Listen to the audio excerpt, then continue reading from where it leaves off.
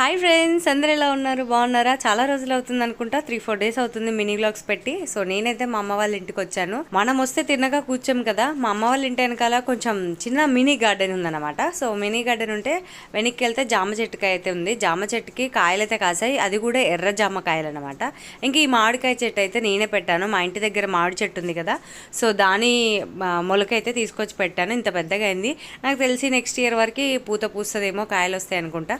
ఇంకా కనకాంబరాల చెట్లు అయితే చాలా ఉన్నాయి, కానీ చాలా తక్కువగా పూస్తున్నాయి. వాటర్ చాలా తక్కువగా పడుతున్నట్టుంది. మా అమ్మ వాళ్ళ ఇంటికాడ ఉండరు కదా ఎక్కువ, వాళ్ళ పనిలోకి వాళ్ళు వెళ్ళిపోతారు.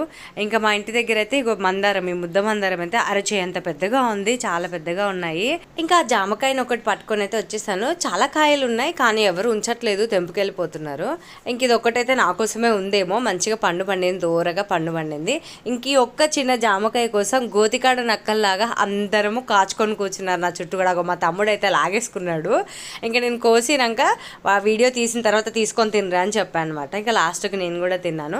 ఎర్ర జామకాయలు చాలా మంచిది హెల్త్కి కూడా. చిన్నప్పుడు బొచ్చడు తినేది, కానీ ఇప్పుడు తినాలంటేనే దొరకట్లేదు అసలు. ఎర్ర జామకాయలు చాలా తక్కువగా దొరుకుతున్నాయి. నేను తీసి దాచుకున్నానని చెప్పేసి వాడైతే వెళ్ళిపోయాడు. రారా వీడియోలో కనిపించంటే పో అని చెప్పి వెళ్ళిపోయాడు అనమాట.